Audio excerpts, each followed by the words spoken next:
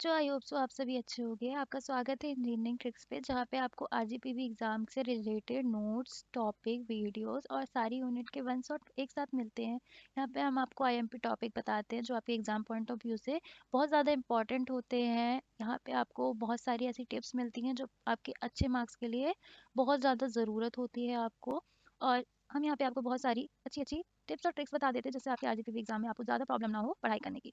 तो ऐसे ही आज एक बढ़िया ट्रिक मैं लेके आई हूँ आपके लिए डेटा माइनिंग के लिए। इसमें मैं आपको पांचों की पांचों यूनिट एक साथ पढ़ाने वाली हूँ। ठीक सुना आपने पांचों की पांचों यूनिट वन शॉट। के अंदर। तो वीडियो को पूरी देखना, चैनल को सब्सक्राइब कर दो अगर अभी तक आपने चैनल को सब्सक्राइब नहीं किया है, और अगर आप न्यू हो तो डेफिनेटली कर देना यार। वीडियो को लाइक कर देना स्टार्ट करने से पहले, और कमेंट कर देना कि आप कितने बजे ये वीडियो देख रहे हो। क्या आप भी बैक बेंचर हो मेरी तरह? क्योंकि भाई मैं भी बैक बेंचर थी और मैं हमेशा यूट्यूब में ढूंढती थी कि मुझे कोई एक ऐसा रिसोर्स मिल जाए जहाँ पे सारी की सारी यूनिट एक साथ मिल जाए, जिससे मेरा ज़्यादा टाइम ना लगे और जल्दी से जल्दी मैं सारी चीज़ें कवर कर लूँ। तो प्लीज़ कमेंट कर देना, और अब हम अपनी वीडियो स्टार्ट करते हैं। तो आपकी यूनिट नंबर 5 से मैं आपके टॉपिक स्टार्ट करूंगी। तो यूनिट नंबर 5 में फर्स्ट टॉपिक है क्लस्टरिंग।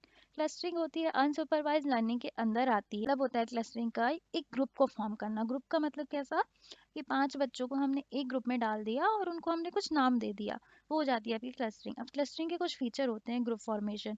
जैसे कि मैंने बताया कि ग्रुप को फॉर्म तो करना पड़ेगा। फिर आता है डोंट नो लेवल्स। हमें इसमें लेवल्स पता नहीं होते। क्यों पता नहीं होते? क्योंकि अनसुपरवाइज लर्निंग के अंदर आता है। थर्ड पॉइंट है इसका cluster data element that are similar to one other. यानी कि हम किसी डेटा को तभी क्लस्टर करेंगे जब वो दूसरे डेटा से कुछ सिमिलरिटी बता रहा हो। जैसे कि एग्जांपल, अगर आपका दोस्त आपसे ज़्यादा सिमिलर है, या फिर अगर आप लोग सेम डिपार्टमेंट वाले हो, जैसे कि सीएस के बच्चों, सीएस डिपार्टमेंट एक क्लस्टर हो गया जिसके अंदर सारे सीएसई वाले बच्चे होंगे। इसी तरीके से क्यों रखा गया है? क्योंकि उनमें एक सिमिलरिटी है कि वो सब कंप्यूटर साइंस पढ़ने वाले हैं और कंप्यूटर साइंस ब्रांच के हैं। ठीक है। अब इसका एग्जाम्पल होता है कि के मीन्स क्लस्टरिंग। इसका एग्जाम्पल भी मैंने दिया है, एग्जाम में बना देना, आपको अच्छे मार्क्स मिल जाएंगे। तो एग्जाम्पल भी क्या है, एक टेबल बनी हुई है एस नंबर, सब कोड और मार्क्स के नाम की। ठीक है। अब इसके ये ऐसी ऐसी टेबल बनी है। अब इसका हमें क्लस्टर बनाना है। क्लस्टर कैसे बनाएंगे? हमें मार्क्स के बेस पे क्लस्टर करना है। ठीक है। तो हम इसमें दो ग्रुप बना लेंगे। क्यों ग्रुप बनाएंगे? दो, तीन में बना सकते हो, आपकी इच्छा है करने के लिए। ठीक है। तो एक हो जाएगी C1, एक हो जाएगी C2। अब इसमें हमें देखना है 85, 78, 75, 83। अब मुझे 85 और 83 में एक सिमिलरिटी दिख रही है कि 80 से ऊपर आते हैं, तो इन दोनों को हम सेम ग्रुप पे डाल देंगे। और 78 और 75 नीचे आते हैं 80 के, तो इसको हम अलग ग्रुप में डाल देंगे। इनका हम नाम दे देंगे C2 और C1। तो ये हो जाएगा हमारा क्लस्टर, इसको कहेंगे सेंट्रोइड क्लस्टर। इतना ईजी था। अब आती हैं एडवांटेज।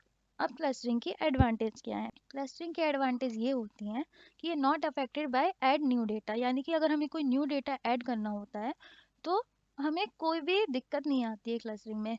प्लीज़ मैं एक चीज़ बताना भूल गई, आपको इस वीडियो के पूरे नोट्स ना टेलीग्राम पे मिल जाएंगे, और टेलीग्राम की लिंक को डिस्क्रिप्शन में मिल जाएगी। तो उसको चेक कर लेना और ज्वाइन कर लेना अगर आपको नोट्स चाहिए हैं तो। No need not worry about sign. यानी कि हमें साइन की कोई दिक्कत नहीं होती है, आप कैसे भी डेटा को फिल कर सकते हैं। साइन क्या होगा? Positive, negative, etcetera. फिर आता है कंप्लीशन प्रोसेस इजी होती है इसकी। कंप्लीशन प्रोसेस इजी क्यों होगी भाई? अगर हमें सिमिलरिटीज दिख रही हैं किसी चीज़ में और हमने उनका ग्रुप बना दिया, तो उनमें काम करना में तो हमको इजी पड़ेगा ना। जस्ट एन एग्जांपल, अगर मैं एमई के बच्चे, आपके मैकेनिकल ब्रांच के बच्चे और कंप्यूटर साइंस के बच्चे सबको एक ही लैब, और किसी न्यू पीपल को बोलूँ कि जाके अब इनमें आपको पेपर बाँटने हैं या फिर एग्ज़ाम पेपर को डिस्ट्रीब्यूट करना है, तो उसको तो प्रॉब्लम होगी ना, उसको समझ नहीं आएगा कि कौन सा कंप्यूटर साइंस का, कौन मैकेनिकल का। लेकिन अगर हम उसी चीज़ को अलग-अलग पार्ट में कर दें कि सीएस के बच्चे एक साइड और एमए के बच्चे एक साइड, तो उसको ईज़ी पड़ेगा और जल्दी हो जाएगा काम। तो ये है इसका मतलब। फिर आती है इसकी एप्लीकेशन। एप्लीकेशन कहाँ-कहाँ यूज़ होता है ये? मेडिकल फील्ड में यूज़ होता है, डब्ल्यूडब्ल्यूडब्ल्यू में यूज़ होता है, world wide web, social communities में यूज़ होता है। तो ये था आपका क्लस्टरिंग। अब नेक्स्ट टॉपिक है आपका क्लस्टरिंग एनालिसिस। क्लस्टरिंग एनालिसिस में क्या होता है? Data object based on info found in the data that describes object and their relationship. इसका मतलब ये होता है कि डेटा ऑब्जेक्ट बेस उस बेस पर डिसाइड किए जाते हैं, या फिर उनकी इन्फो फाउंड की जाती है जाते हैं, या फिर उनकी इन्फो उस बेस पे फाइंड की जा सकती है जो कि डिस्क्राइब करते हैं एक ऑब्जेक्ट या फिर उससे रिलेटेड रिलेशनशिप को। क्लस्टरिंग एनालिसिस में हम सिंपल सा मतलब ये होता है, हम इसमें ये डिफाइन करते हैं कि किसी भी ऑब्जेक्ट का एक दूसरे से क्या रिलेशनशिप है और उनकी इन्फो हम कैसे फाइंड कर सकते हैं, ये होता है क्लस्टरिंग एनालिसिस। नीचे आते हैं। It find out similarities and dissimilarity object, यानी कि ये फाइंड करता है कि ऑब्जेक्ट में कितनी ज़्यादा सिमिलरिटीज हैं और कितनी ज़्यादा डिससिमिलरिटीज हैं। मैं इसको जूम कर देती हूँ ताकि आपको अच्छे से दिख जाए। ओके, अब एसोसिएशन रूल माइनिंग, आपका नेक्स्ट टॉपिक। ARM। ARM का मतलब होता है एसोसिएशन रूल माइनिंग। ये भी एक अनसुपरवाइज्ड लर्निंग का टाइप होता है जो कि चेक करता है dependency of one data item to another data item, यानी कि पहले डेटा आइटम की दूसरे डेटा आइटम में क्या डिपेंडेंसी है। Data item and map accordingly so that it can be more profitable, यानी कि इसको इस तरीके से मैप किया जाता है जिससे हमें ये ज़्यादा से ज़्यादा प्रॉफिट दे पाए। अब इसकी कुछ वर्किंग होती है, इसमें कंफ्यूज मत होना आप। सो इसकी वर्किंग होती है क्या कि ये परसेंटेज ऑफ ट्रांजैक्शन ऑफ, इसमें ना हम दो से डेटा सेट लेते हैं, एक ए और एक बी। अब उनमें हम डिपेंडेंसी देखते हैं कि एक बी से कितना ज़्यादा डिपेंडेंट है। एक होती है, फर्स्ट टाइप होता है इसका सपोर्ट। सपोर्ट का मतलब होता है it is the frequency simplex, ठीक है, फॉर्मूला होता है basically. If A equals to A then B, यानी कि अगर ए के इक्वल है देन बी भी उसके इक्वल होगा। मैंने यहाँ पे एक एग्जांपल लिया है, देखो। इसका सिंपल सा मतलब ये होता है अगर आप किसी कैंटीन में बैठे हो, ठीक है, कॉलेज की कैंटीन में है, तो यूजुअली अगर आप डेली चाय और समोसा या फिर कोई भी स्नैक्स ले रहे हो, तो उस दुकानदार को या फिर उस कैंटीन वाले भैया को लगेगा कि दूसरे बच्चे भी लेंगे, क्योंकि आप वो डेली कर रहे हो ना, तो वो उस चीज़ को रखना शुरू कर देंगे कि इन लोगों ने चाय ली है तो साथ में स्नैक्स लेंगे ही लेंगे। तो उनका प्रॉफिट होगा, वो ज़्यादा से ज़्यादा उस चीज़ को अवेलेबल रखेंगे जिससे ज़्यादा से ज़्यादा बच्चे लेंगे और उनको बहुत ज़्यादा प्रॉफिट होगा। अगर उस चीज़ की कमी पड़ जाएगी तो आप वहाँ से खाना बंद कर दोगे, आप दूसरी जगह चले जाओगे। ये होता है सपोर्ट का मतलब। यही लिखा है मैंने कि अगर आपने किसी दुकान से मिल्क लिया है तो ब्रेड तो लोगे ही लोगे। मतलब कि मिल्क हो गया आपका ए ऑब्जेक्ट और ब्रेड हो गई आपकी बी ऑब्जेक्ट, यानी कि मिल्क बी पे डिपेंडेंट है या फिर ब्रेड मिल्क पे डिपेंडेंट है, ठीक है। नेक्स्ट आता है आपका कॉन्फिडेंस। कॉन्फिडेंस का मतलब ये होता है in a transaction set T, if C is the percent of time B is present in all the transaction containing A, कितने थे जिसपे बी के साथ ए भी लिया था। मतलब कि अब जरूरी तो नहीं है ना कि आप समोसा और चाय खा रहे हो तो बाकी बच्चे भी वही खाएंगे। अब वो देखेगा, दुकानदार एनालाइज करेगा कि कितने बच्चों ने इन दोनों चीज़ों को साथ में लिया है, तो वो उस चीज़ को उतना ही रखेगा। वैसा तो है नहीं कि वो एक साथ रख लेगा, तो उसको भी थोड़ा थोड़ा लॉस होगा ना, तो वो उतनी ही चीज़ें रखेगा जितनी ज़रूरत है। तो उसी का ये फॉर्मूला है कि बी ए पे कितना डिपेंडेंट है, उसको कैसे पता करेंगे हम कि कितने बच्चों ने इस चीज़ों को साथ में लिया। यानी कि आपने मैथ में ये वाले कॉमन वाले साइन पढ़े होंगे, ए और बी में जो चीज़ कॉमन है, यानी कि ब्रेड और मिल्क कॉमन हो गया, जिन बच्चों ने लिया है उनको हम ऊपर कर देंगे और अब डिवाइड में ए कर देंगे जितनों ने नहीं लिया, जितनों ने सिंगल चीज ली है, ठीक है। उसके बाद आता है इसका lift, third type. It is strength of any rule, यानी कि lift equals to supply upon sub X. कौन सा मतलब है कि हमें सारी चीजों को कॉमन वाले को ऊपर रखना है और जिन्होंने अलग अलग लिया उनको डिवाइड कर देना उससे, तो इसकी वैल्यू आ जाती है। बेसिकली इसके न्यूमेरिकल आते हैं। मैं तो न्यूमेरिकल नहीं छूती थी आरजीपीवी एग्जाम में, क्योंकि थ्योरी में ज़्यादा मार्क्स मिलते हैं। न्यूमेरिकल में आई नो टाइम जल्दी कवर कर लेते हैं हम और मार्क्स मिलने के ज़्यादा चांसेस है, पर उतना ही खतरा भी होता है क्योंकि कभी कभी न्यूमेरिकल गलत हो जाता है। अब इसकी एप्लीकेशन क्या होती है, मार्केट बास्केट, जैसे कि आपका अमेजोन या फिर सुपर मार्ट, ये सब में यहाँ पे यूज़ होता है। एक सब मेडिकल डायग्नोसिस, प्रोटीन सीक्वेंस, इन सब में ये सब चीज़ों का यूज हम पढ़ेंगे। Unit number 4।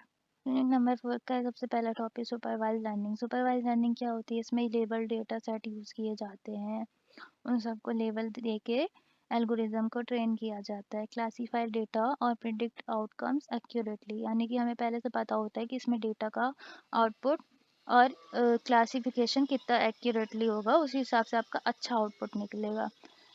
उसके बाद लर्न के आर की, यानी कि हम पहले उस चीज़ को समझाएंगे, यानी कि मशीन पहले सीखेगी हमसे, उसके बाद उसको पूरा आउटपुट दे देगी, यानी हम उसको हर चीज़ पहले से ही प्रोवाइड कर देते हैं।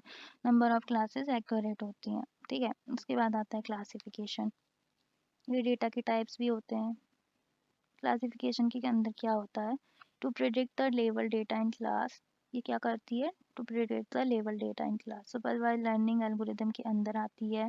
डेटाबेस टेक्नोलॉजी होती है, इसमें स्टैटिक्स का यूज होता है accordingly to kind of database mined. Database classify RDBMS and DBMS भी इसके अंदर आता है। Knowledge mined, knowledge based networking भी आती है। एप्लीकेशन अडेप्टेड, ये सब भी इसके अंदर आते हैं। उसके बाद आता है आपकी next topic algorithm based on use of statistical measure, यानी कि स्टैटिक्स का यूज करती है। इसके अंदर क्या क्या आता है? रिग्रेशन आता है। रिग्रेशन का काम क्या होता है? Deals with estimation of an output value passed on input values, यानी कि आउटपुट वैल्यूज में को इनपुट वैल्यू में पास कराया जाता है और output values are from the data set and represent the classes. It is use for forecasting, find relationship between output and input. First division the data in classes, then predict the output by formula. इसका मतलब simple से यही होता है कि इसमें regression का use होता है। रिग्रेशन का काम ही होता है कि वो पहले आउटपुट पास करता है इनपुट के ऊपर, उसके बाद उसकी क्लासेस बनाई जाती हैं, फिर उसमें रिलेशनशिप देखा जाता है और उसके बाद उसको आउटपुट बना दिया जाता है। देन आती है आपकी बाइसन। बाइसन का मतलब होता है contribution by all attribute are independent, it is based on conditional probability, यानी कि इसका पूरा पूरा बेस ये होता है कि वो कंडीशनल प्रोबेबिलिटी में डिपेंड करती है। अब इसके एडवांटेज क्या होते हैं? इजी टू यूज होती है, only one scan of training data is required, easily handles missing values by optimizing probability when calculated giving good result, यानी कि ये पहले ऑप्टिमाइज सॉल्यूशन देखती है, इजी टू यूज होती है, ओनली ये स्कैन करती है ट्रेनिंग डेटा को और इजीली हम इसको हैंडल कर सकते हैं अगर उसमें कुछ मिसिंग वैल्यूज होती हैं। ठीक है, तो ये होगी आपकी एडवांटेज। नेक्स्ट टॉपिक है आपका डिस्टेंस बेस्ड आउटलायर। ये बहुत ज़्यादा इंपॉर्टेंट है और आता ही आता है आपके एग्जाम में। डिस्टेंस बेस्ड आउटलायर्स का मतलब होता है in an object O in data set D is a distance based outliers with a parameter and d mean that is a dB percentage distance minimum.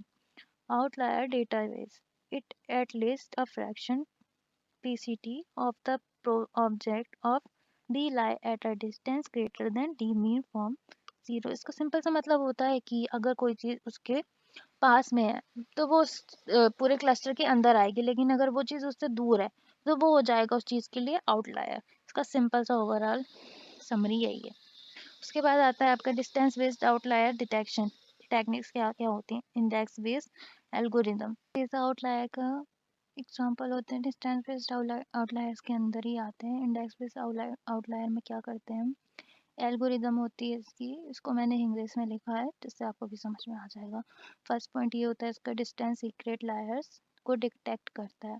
उसके बाद पॉइंट को neighbour से compare करता है। उसके बाद अगर उसकी डेंसिटी नेबर से एवेलुएट करता है। उसके बाद जो पॉइंट नेबर के कंपैरिजन में कम डेंसिटी में है वो होता है उसका आउटलायर।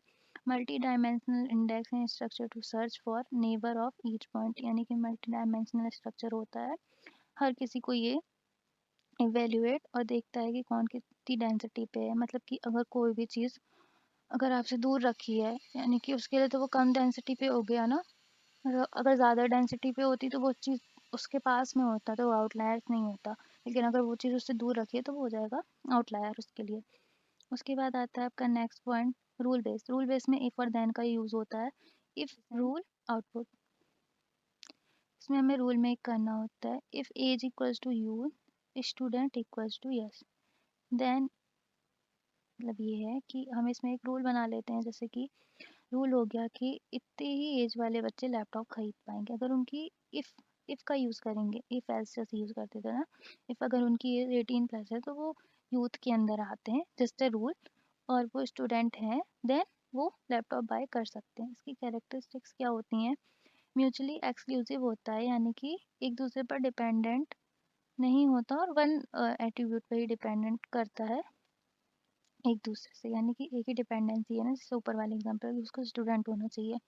सेकंड होता है इसका एग्जॉस्टिक रूल होता है कि कॉम्बिनेशन को हमें मेक करना पड़ता है, यानी कॉम्बिनेशन बनाने पड़ते हैं, सारे स्टूडेंट ही होने चाहिए। कॉन्फ्लिक्ट रिजोल्यूशन होता है, यानी कि साइज ऑर्डरिंग की जाती है, ज़्यादा साइज वाले को पहले दे दिया जाता है। जैसे कि हमने एक रूल बना लिया कि उसकी एज 18+ होनी चाहिए, अब अगर उससे जिसकी सबसे ज़्यादा एज होगी उसको पहले मिल जाएगा साइज ऑर्डरिंग। रूल ऑर्डरिंग का मतलब भी ऐसे ही होता है, क्लास बेस यानी कि क्लास के बेस पे करना। आईएमपी जो ज़्यादा होगा उसको प्रायोरिटी देना। रूल बेस्ड का मतलब ये होता है प्रायोरिटी लिस्ट बनाना। क्वालिटी अकॉर्डिंगली यानी कि जिस क्वालिटी ज़्यादा है उसको पहले रख देना। अब इसकी एल्गोरिदम होती है rule set equals to curly braces for each class to. ये एल्गोरिदम है, आपको पढ़ना है पढ़ो, नहीं पढ़ना है तो नहीं भी चलेगा। उसके बाद आता है इसके स्टेप्स, मैं आपको बता देती हूँ कि कंसीडर वन क्लास कंसीडर करता है pass through training, find attribute that increase and update. ठीक है, यूज़ कहाँ होता है इसका, करंट डेटा, यानी कि आजकल हम इसको बहुत ज़्यादा यूज़ कर रहे हैं। अब यहाँ पे आपकी ख़त्म होती है यूनिट नंबर 3, यूनिट नंबर 4 ख़त्म होती है यहाँ पे। अब आपकी स्टार्ट होती है यूनिट नंबर 2। इसका पहला टॉपिक है ओलेप। ओलेप का मतलब होता है, ये ओलेप यूज़ होता है इंफॉर्मेशन के लिए। इसका फुल फॉर्म होता है online analytical processing multi dimensional data model historical data input by OLAP help in decision making. यानी कि एक मल्टी डायमेंशनल डेटा मॉडल होता है, इसके अंदर हिस्टोरिकल डेटा होता है जो कि इनपुट करता है डिसीजन मेकिंग के लिए। अब ओलेप के ऑपरेशन होते हैं कुछ, पहला होता है रोल अप, दूसरा होता है ड्रिल डाउन, थर्ड होता है स्लाइस पार्टिकुलर या स्लाइस कह सकते हैं इसको, फोर्थ होता है डाइस एंड लास्ट होता है पाइवट। अब रोल अप का मतलब होता है कि इसके अंदर क्या करते हैं, हम डेटा को समराइज वे में पढ़ते हैं। इसको आरजीपीवी के नोट से समझ सकते हैं, मैं इसको एक्सप्लेन कर देती हूँ। रोल अप का मतलब होता है इसके अंदर जो सारा डेटा होगा वो समराइज वे में होगा। ड्रिल डाउन का मतलब होता है उस डेटा की और भी ज़्यादा डीपली इन्फो जो होती है वो ड्रिल डाउन के अंदर आ जाता है। स्लाइस का मतलब होता है कि किसी चीज़ की अगर हमें पर्टिकुलर इन्फॉर्मेशन निकालनी हो ना किसी पॉइंट की, तो हम उसमें स्लाइस लगाते हैं। डाइस का मतलब होता है कि डायमेंशनल इन्फो, यानी कि हर तरह की इन्फो, हर डायमेंशन की इन्फो निकालना। पाइवट का मतलब होता है डेटा का हर व्यू देखना। डायमेंशन और पाइवट में थोड़ा डिफरेंस होता है, सेम नहीं होता है दोनों। डेटा का हर व्यू देखना अलग चीज़ होती है और डायमेंशनली उस चीज़ को देखना अलग बात होती है। It analyse complex data and software technology that enables analytical managers to analyse actions. ठीक है, उसके बाद आता है it is characterised by large number of short one line transaction, जैसे कि insert update delete and it is called OLTP। ये सारे ऑपरेशंस होते हैं इसके कुछ, और इसकी कुछ कैरेक्टरिस्टिक्स होती हैं। उसके बाद आते हैं इसके फीचर। फीचर क्या होते हैं, एनालिसिस किस चीज़ का के लिए, इसको हम शॉर्ट में समझ सकते हैं। मैंने इसको शॉर्ट फॉर्म बनाया था FASMI। FASMI का मतलब होता है ये फास्ट होता है, एनालिसिस एस से शेयर्ड कर सकते हैं यानी हम इसको शेयर कर सकते हैं, एम से मल्टी डायमेंशनलिटी और आई यानी इंफॉर्मेशन। उसके बाद आती हैं इसकी कैरेक्टरिस्टिक्स। कैरेक्टरिस्टिक्स में आ जाएगा multi dimensional data, advance database support करता है, इजी टू यूज़ होता है, support for client server architecture. अब गाइडलाइंस क्या होती हैं ओलेप की, इसको अच्छे से सुनना, ये पेपर में आता है। फर्स्ट आता है clear objective and clarity to stakeholders, यानी कि अगर आपको उस चीज़ को किसी चीज़ का डेटा अच्छे से इन्फॉर्मेशन निकालनी है तो उसको आपको क्लियरली मेंशन करना होगा, तभी स्टेक होल्डर ईजिली समझ पाएगा। सीनियर मैनेजमेंट का मतलब होता है support, full support for senior manager and multi dimensional view. पुराने लोगों को भी से भी समझ लें, यानी कि अगर आपको कोई भी काम करना है तो सीनियर लोगों से पहले सलाह ले लें या एडवाइस ले लें।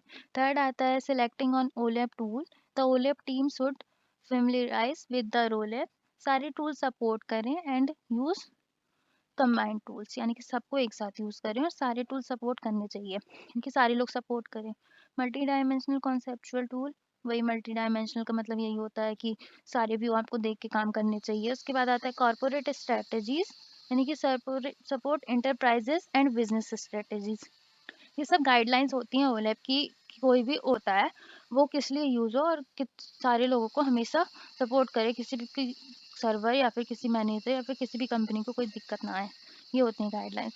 कॉर्पोरेट स्ट्रेटजी के अंदर आता है इंटरप्राइजेज और बिजनेस स्ट्रेटजी को सपोर्ट करे, focus on the user, focus on should be consultant with the technical professional, they are experienced and know how tool is used, skilled, यानी कि फोकस ऑन द यूज़र, इसका मतलब ये हो जाएगा कि यूज़र शुड बी कंसल्टेंट होना चाहिए, उसको टेक्निकल नॉलेज होना चाहिए, टेक्निकल प्रोफेशनल होने चाहिए, स्किल्ड होने चाहिए, जो सर्वर के बारे में अच्छे से नॉलेज रखते हैं। उसके बाद आता है जॉइंट मैनेजमेंट, इसका मतलब ये होता है manage by both IT and business, यानी कोई एक ऐसा इंसान भी होना चाहिए जिसको आईटी और बिजनेस दोनों की नॉलेज हो। रिव्यू एंड अडप्ट, यानी कि ये रिव्यू भी कर ले और अडॉप्ट भी करना चाहिए अगर न्यू टेक्नोलॉजी या फिर न्यू चेंजेस कुछ आती तो। अब आता है डिफरेंस ओलैप और ओएलटीपी के बीच में। ओलैप का मतलब होता है ऑनलाइन एनालिटिकल इंफॉर्मेशन और ओएलटीपी का मतलब होता है ऑपरेशनल ट्रांजैक्शनल प्रोसेस। ओलैप का सेकंड पॉइंट ये होता है कि किस चीज़ की इंफॉर्मेशन निकालता है, जबकि ओएलटीपी का काम क्या होता है, ये ऑपरेशनल काम करता है। ठीक है, फिर इसका काम क्या है, एनालिसिस करना ओलैप का। ओएलटीपी का काम है ट्रांजैक्शनल इन्फो देना। इसका काम क्या होता है, नॉलेजेबल यूजर के लिए होता है। ओएलटीपी यानी कि ट्रांजैक्शन यानी कि बैंक वाले सर्वर हर कोई यूज करता है इसको, नॉलेजेबल लोग यूज करते हैं इसको, नॉर्मल पीपल्स यूज करते हैं। ओलेप का फुल फॉर्म, ओलेप में फंक्शन रिजल्ट जो होता है वो डिसीजन मेकिंग या सपोर्ट करते हैं। इसके फंक्शन क्या होते हैं, डे टू डे ऑपरेशन को सपोर्ट करना। फिर आता है इसमें डेटा जो होता है हिस्टोरिकल समराइज होता है, यानी बहुत पुराना डेटा भी इसमें सेव रहता है। और ट्रांजैक्शनल में क्या होता है, बैंक सर्वर्स में क्या होता है, आपकी अगर जैसे आप पेटीएम भी यूज़ कर रहे हो तो उसमें ट्रांजैक्शन के जो करंट मंथ वाले होंगे वही सब सेव होंगे, बहुत पुराना सेव नहीं रखता वो। एक्सेस ओनली रीड और राइट। ठीक है, उसके बाद आता है फोकस ऑन इन्फो, यानी कि डेटा की आउटपुट और इन्फो दोनों पर फोकस करता है, लेकिन ये क्या करता है, ओनली डेटा पर फोकस करता है। रिकॉर्ड एक्सेस आर मिलियंस, यानी कि बहुत सारे लोगों के लिए ये यूज़ होता है ओलैप। और रिकॉर्ड एक्सेस आर लेस होते हैं, यानी कि सारे लोग यूज़ नहीं कर सकते ट्रांजेक्शनल डेटा को। Less number of users widely use, dB size terabyte और डीबी मैक्स साइज गीगाबाइट, यानी कि इसका सिंपल सा मतलब है रिकॉर्ड एक्सेस आर मिलियंस, यानी कि बहुत सारे लोग एक साथ यूज़ कर सकते हैं, लेकिन ओएलटीपी यानी कि ट्रांजैक्शन यानी कि अपने मोबाइल का डेटा आप अकेले ही यूज़ कर पाओगे या एक्सेस कर पाओगे, सबको थोड़ी ना दोगे आप एक्सेस करने को। यही सब है इसके डिफरेंस।